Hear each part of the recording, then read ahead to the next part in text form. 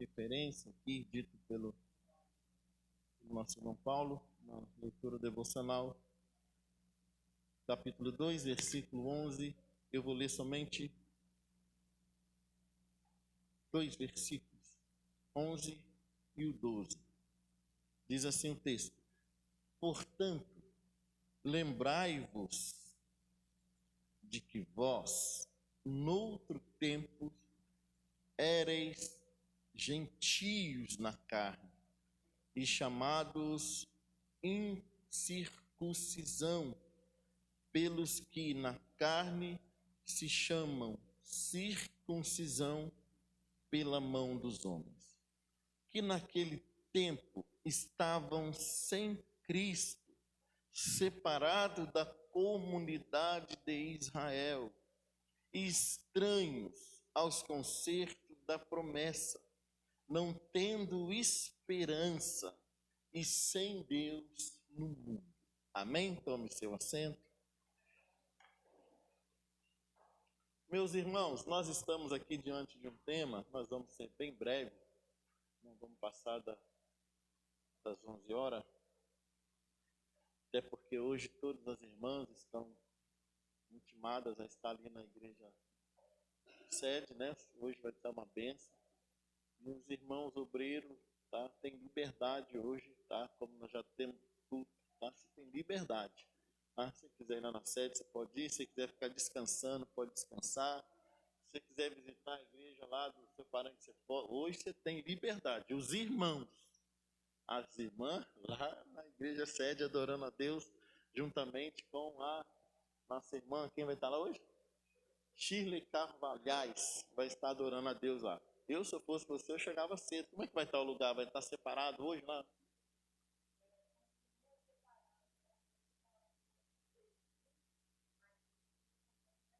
Começa às 18 horas e 30 minutos, tá bom, irmãos? Deus abençoe. Tenho certeza que vai ser uma bênção. O texto da lição hoje está falando sobre membros de uma ou da família de Deus. Membros da família de Deus. Quando nós olhamos para a igreja, tá? Nós temos Cristo como o cabeça da igreja. E nós como parte do corpo de Cristo, ou seja, cada um na sua funcionalidade, tá? Que os irmãos entendem por membros, braço, né? Perna, né? São membros do corpo humano que estão ligados a uma família ou ligado à igreja, tá? Que faz parte, no contexto geral, da família de Deus. Você vai ver que Paulo aqui vai estar dizendo aos Efésios que é para nós lembrarmos, tá? Que em outro tempo nós não fazíamos parte da família de Deus. Nós éramos chamados gentios, ou seja, aqueles que não tinham direito a fazer parte da família de Deus. Eram chamados incircunciso. Quando alguém recebia esse nome de incircunciso, era sinal que aquela pessoa ela não tinha direito a fazer parte da família, tá? E por tabela não tinha direito à herança e às promessas de Deus. Lembram de Davi, quando Davi ele foi lutar com o gigante? Você viu como Davi tratava o gigante? Incircunciso filisteu, ou seja, alguém que está fora, ou seja, na contramão de Deus. Alguém que não tinha direito de herdar a salvação.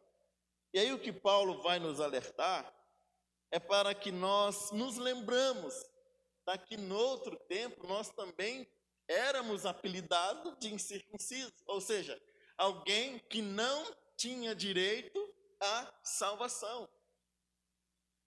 E por que ele está falando que é para nós nos lembrarmos? Simplesmente para nós entendermos a posição que nós estamos hoje, o que nós representamos hoje, tá? E não deixar que isso, tá, entre no nosso coração a fim de nós acharmos que outros não tenham direito à salvação.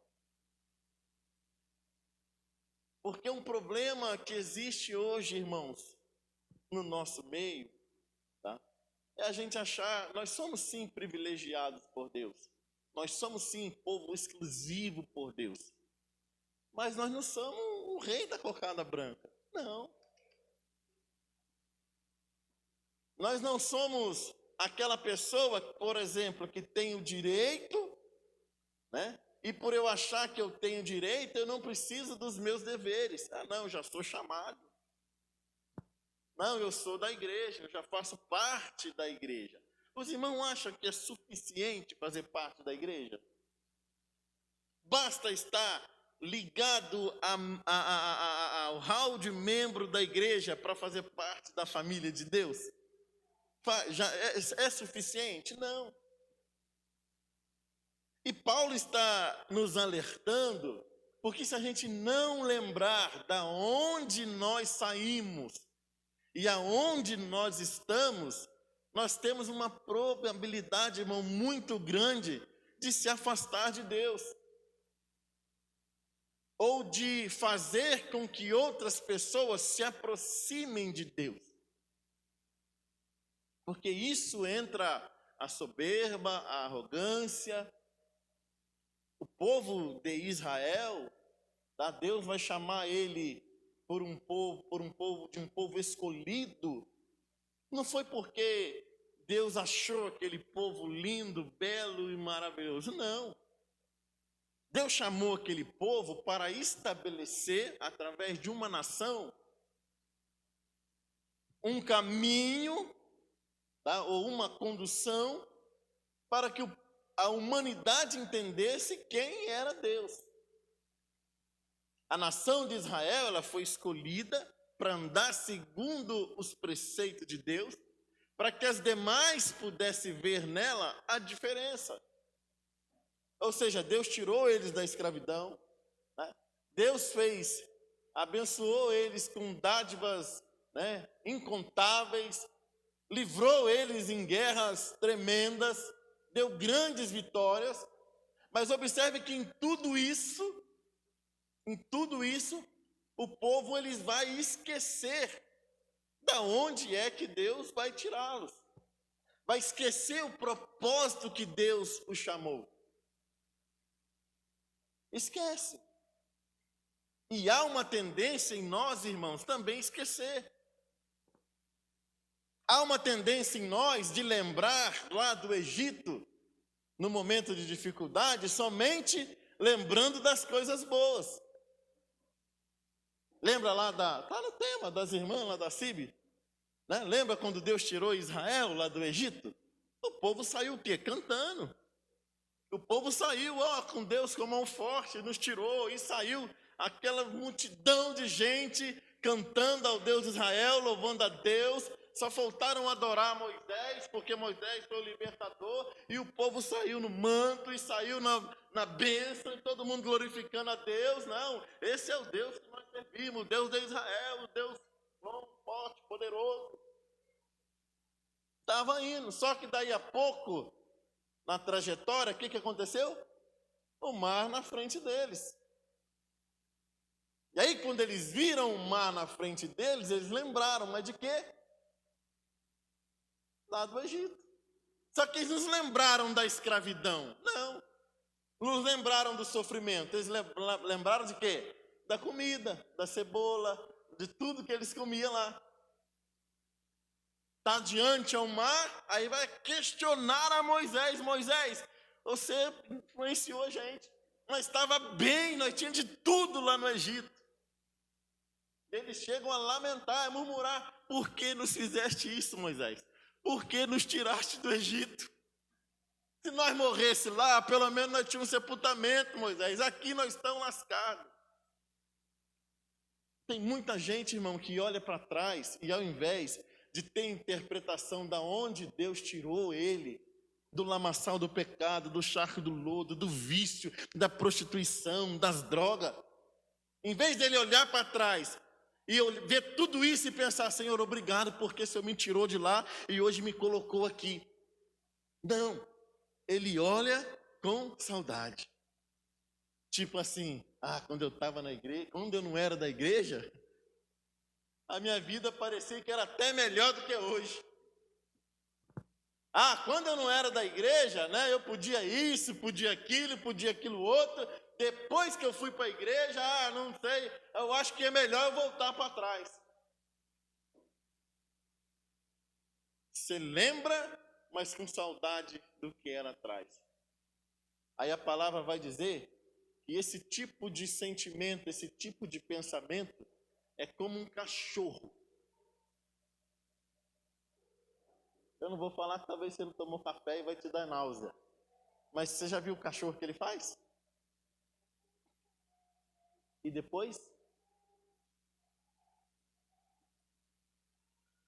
Volta a comer aquilo que jogou fora. Então Paulo está nos alertando, lembrai-vos que no outro tempo vocês eram gentios na carne, tá? Lembram que vocês não tinham direito à salvação. Lembra que vocês estavam distante de Deus, mas Ele, por misericórdia, nos reconciliou consigo mesmo. Irmãos, a Bíblia vai dizer que nós estávamos como ovelha para o matadouro. Estávamos sem Pai, sem Deus, sem salvação. Se você ler a lição inteira, você vai entender.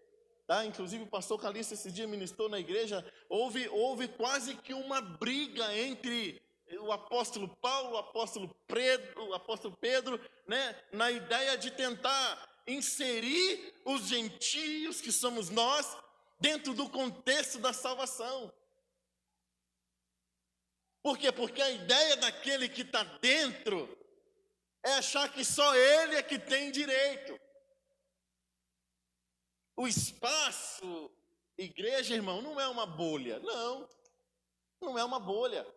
Você tem que lembrar que você também não fazia parte. Deus usou de misericórdia, como diz João capítulo 1, versículo 6. Ele veio para os que eram os seus não receberam, mas todos quantos o receberam, deu-lhes o direito de ser chamado o quê? Filho de Deus. Filho de Deus. Então o que nós precisamos entender é que no outro tempo nós não tínhamos salvação.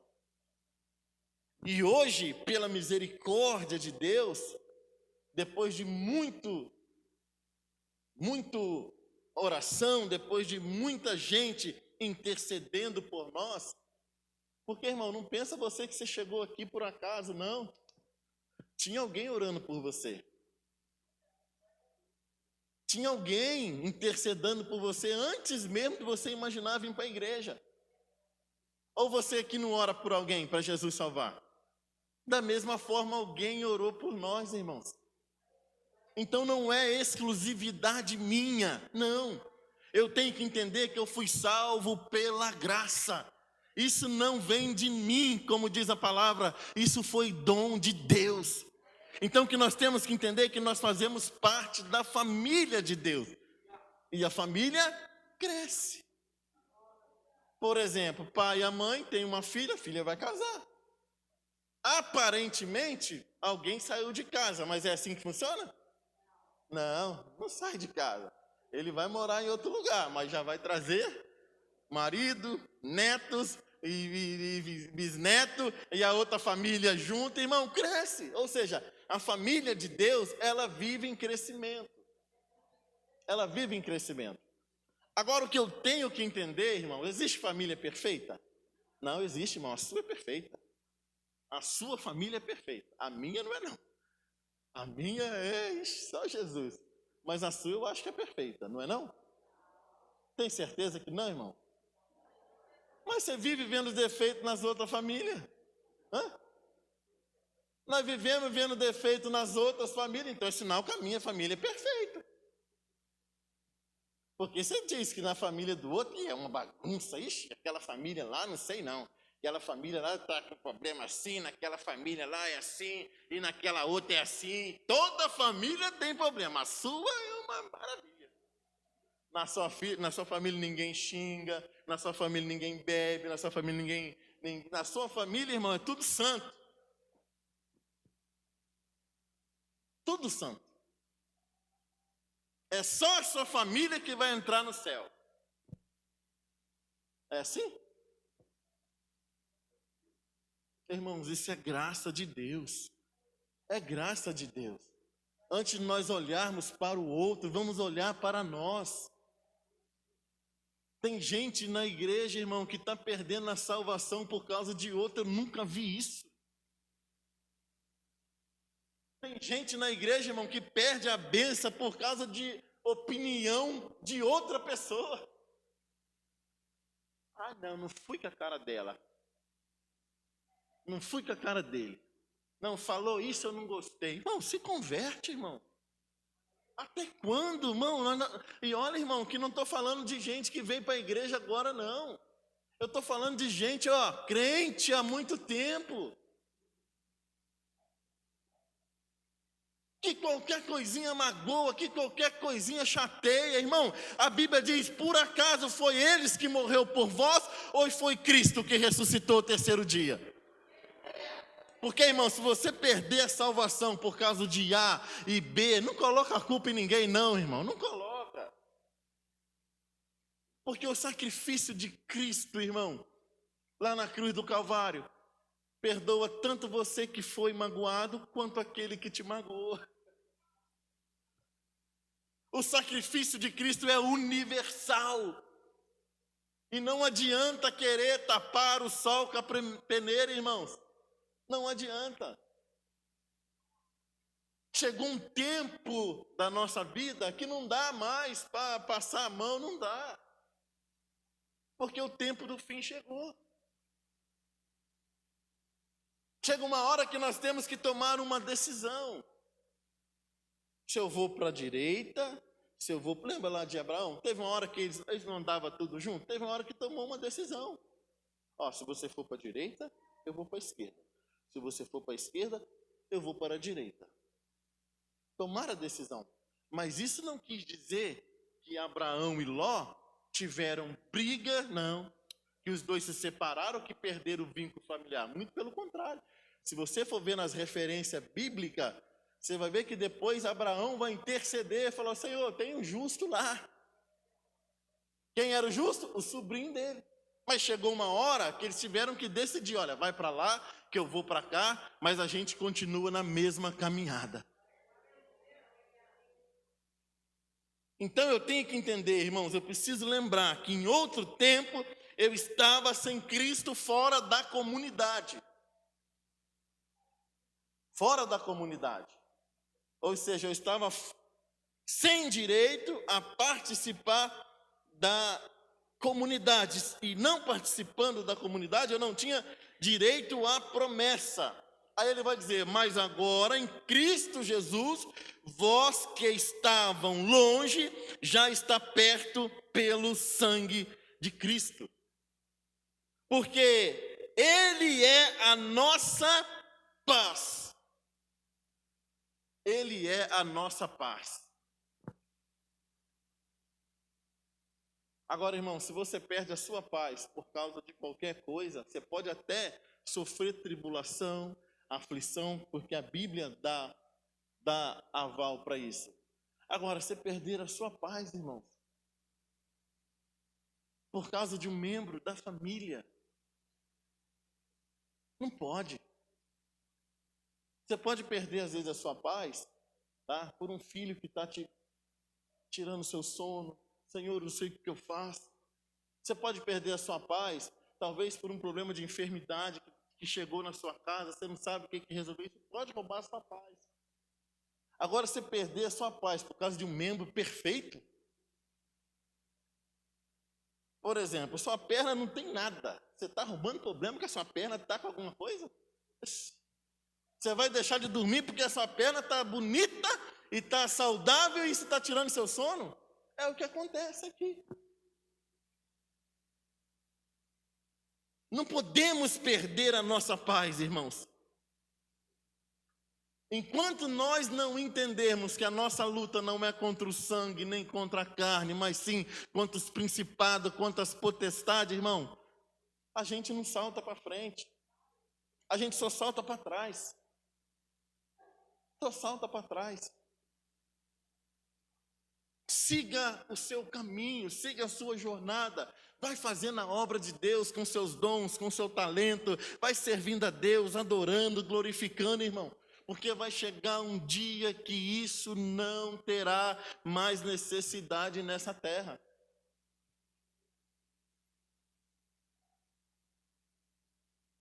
Eu tenho andado preocupado, irmãos, porque Deus tem me dado muitas visões nesses últimos dias.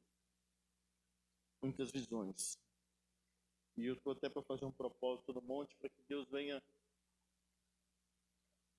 Mas eu ando muito preocupado. Muito preocupado. Essa semana não, 2 dias atrás, Deus me deu um sonho. Nesse sonho tinha. O sonho era uma visão, porque eu não estava no sonho, eu só via. Tá? Um rio que corria, raso, tá? Uns peixes, tudo na flor d'água. Um jacaré veio para comer os peixes. Quando o jacaré abriu a boca, veio um elefante, deu uma trombada no jacaré, jogou o jacaré para fora do rio. O jacaré subiu numa árvore, o elefante subiu atrás na árvore, mordeu o jacaré, balançou, jogou o jacaré no chão. O elefante pulou com as 4 patas em cima do jacaré. Daí a pouco veio um homem com uma espada grande e cortou o elefante e o jacaré. Você acha que isso é sonho de barriga vazia? Barriga cheia? Não é, irmão. Nós estávamos na casa de uma irmã fazendo uma oração e Deus me mostrou um triângulo. Aquele triângulo de musical.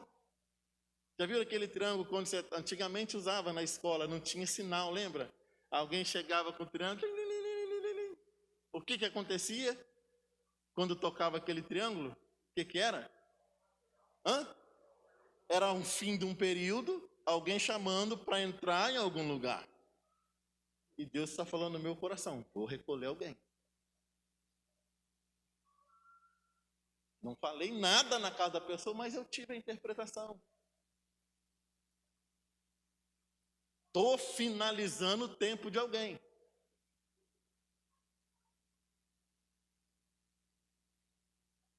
Irmãos, eu falo isso com muito temor de Deus.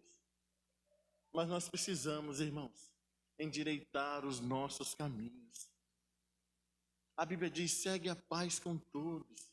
Nós somos membro de um corpo que é Cristo. Membros de um corpo que é Cristo. Não podemos perder a nossa salvação por causa de um membro que não tinha enfermidade nenhuma. E tem pessoa que fica procurando doença. Eu estou com uma dor aqui. Não tem nada, minha filha. Não, mas está doendo. Não, vou ver se não precisa operar.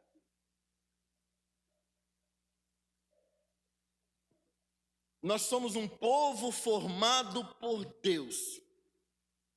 Antes da vinda de Jesus havia desprezo, havia um desprezo muito grande por parte dos judeus, aqui no caso em relação aos gentios, tá? Éramos gentios na carne, tá? Éramos sem Cristo e sem esperança. Éramos sem Cristo e sem esperança. Irmão, dizia lá no mundo que a esperança era a última que morria, né? Irmão, sem Cristo, nem já estava morto há muito tempo, nem tinha nascido. Quando eu olho para os anos passados da minha vida, eu falo assim, meu Deus, mas como o Senhor foi misericordioso comigo. Nem eu mesmo teria misericórdia de mim como o Senhor teve. Irmão, às vezes nem a gente mesmo tolera a gente. Às vezes você levanta, olha no espelho e fala, nossa, que pessoa zica que eu sou. Nossa, que pessoa ruim que eu sou. E aí a gente quer achar defeito nos outros depois. A Bíblia diz que nós somos maus por natureza, irmão. Se não for o sangue de Cristo na nossa vida, nós estamos lascados, nós estamos, como diz, já sepultados, vamos dizer assim. Éramos estranhos a alianças da promessa e sem Deus no mundo. Estávamos longe e chegamos perto. Eu estou lendo os tópicos aqui da lição. Estávamos sem reconciliação e encontramos paz. Olha o 2, o versículo 3. O 2 e o tópico 2, no 2.3. Éramos dois povos e se tornamos um povo, irmãos. No dia da volta de Cristo, irmãos, a Bíblia diz que ele vai vir buscar um povo zeloso e de boa obra. Esse povo faz parte da família de Deus. É um só povo. Não vai ser o povo A, não vai ser o povo B, não vai ser o povo C, não. Lá no céu, irmão, não vai ter plaquinha aqui, ó, Assembleia de Deus do Brás. É daqui. Aí nós vamos fazer uma outra separação. Aqui, Assembleia de Deus do Brás, do Galo Branco, para cá. Aqui vai ser metodista, aqui vai ser... Não, lá não vai ter isso. É um só povo, irmãos. Então, se você não estiver preparado para viver em comunhão, como foi dito aqui na terra, jamais você viverá em comunhão no céu. Jamais. Jamais.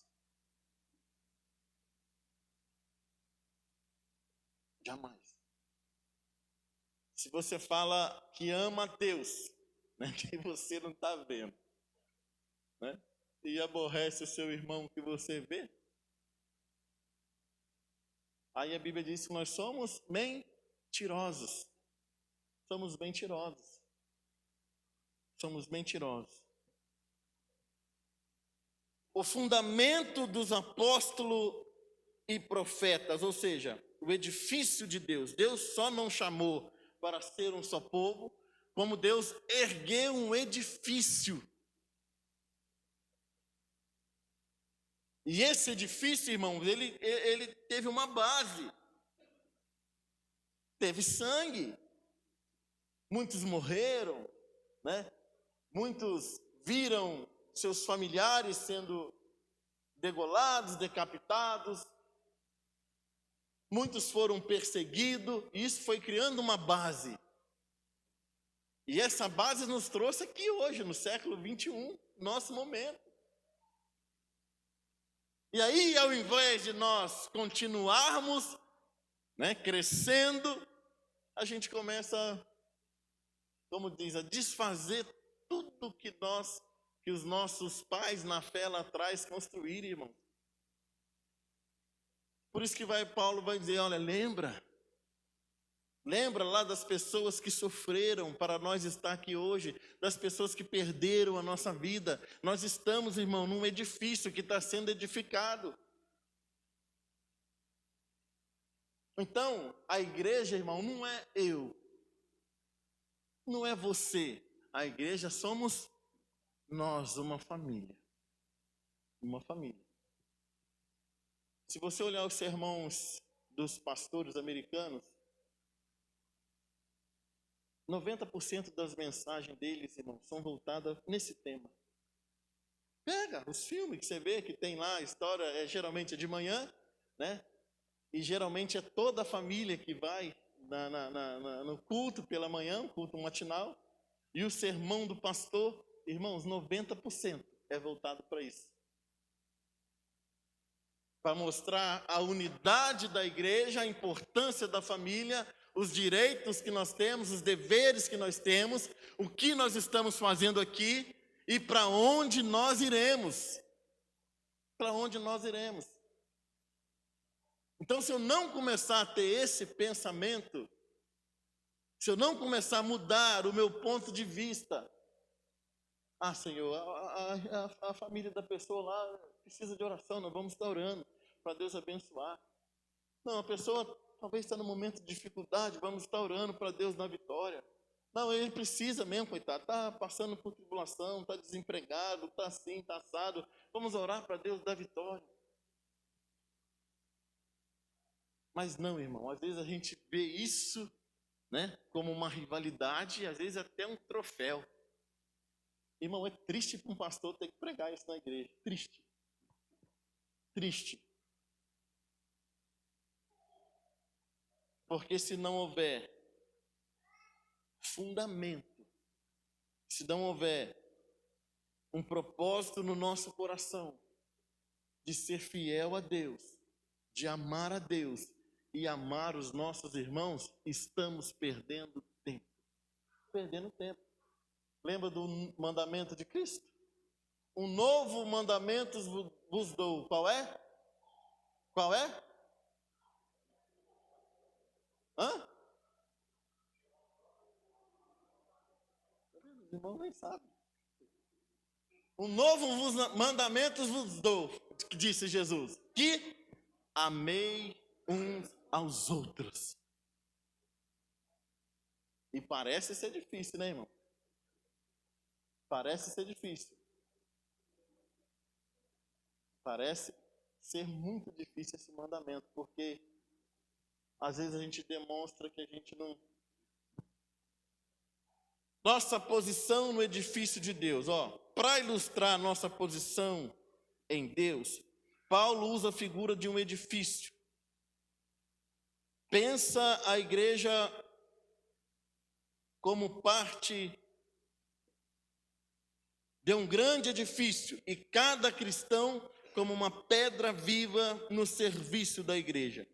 Paulo nos apresenta a igreja como um edifício que cresce a cada dia, indicando assim uma construção progressiva e contínua.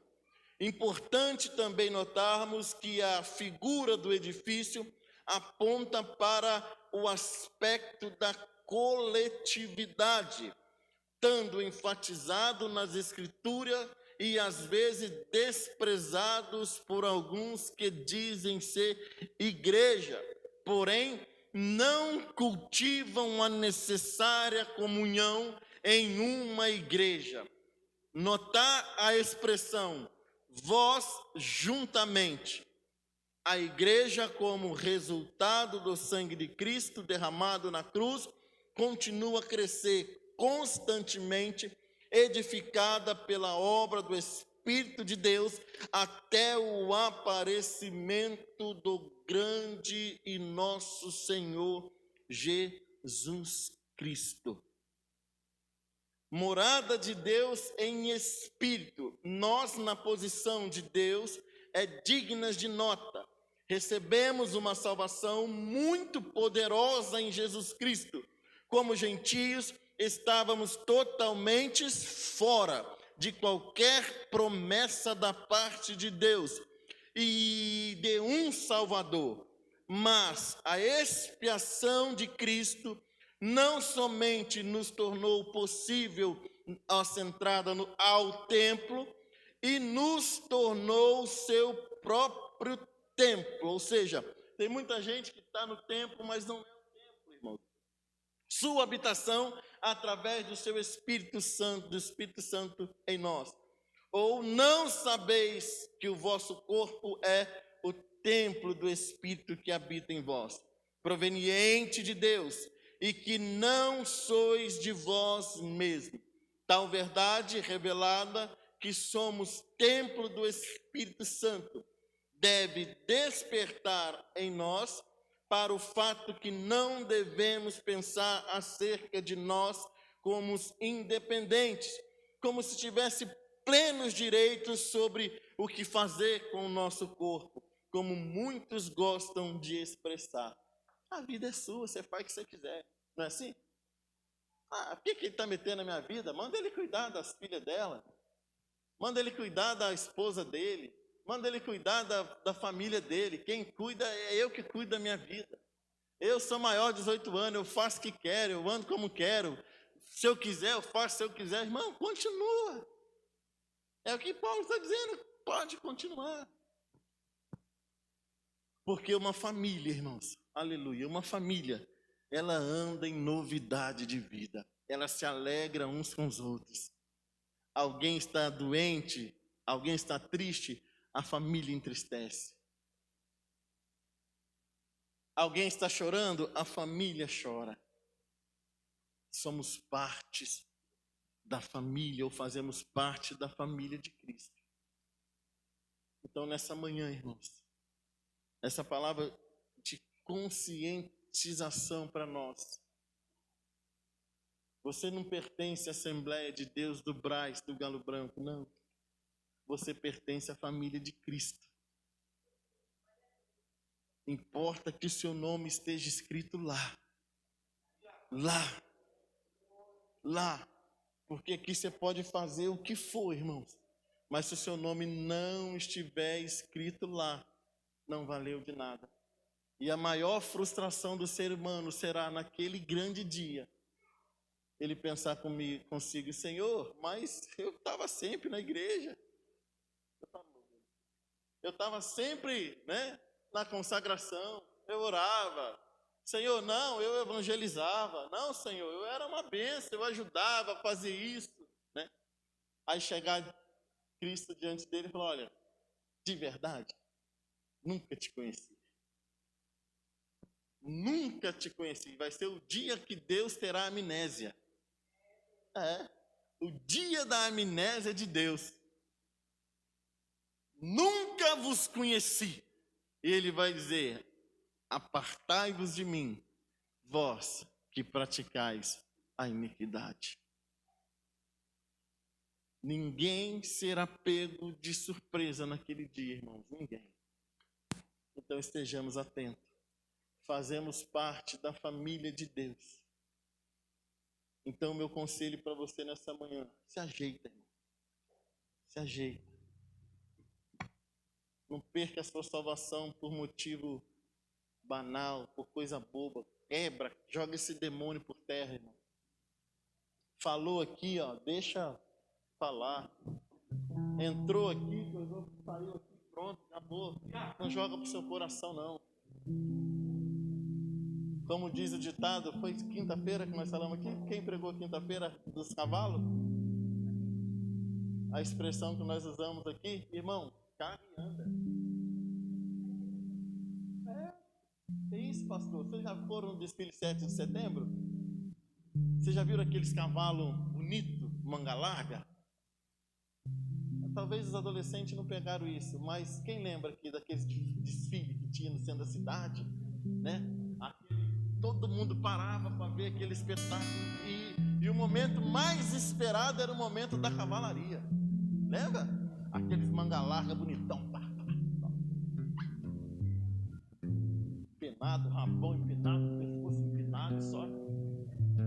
Aí daí a pouco, aquele manga larga.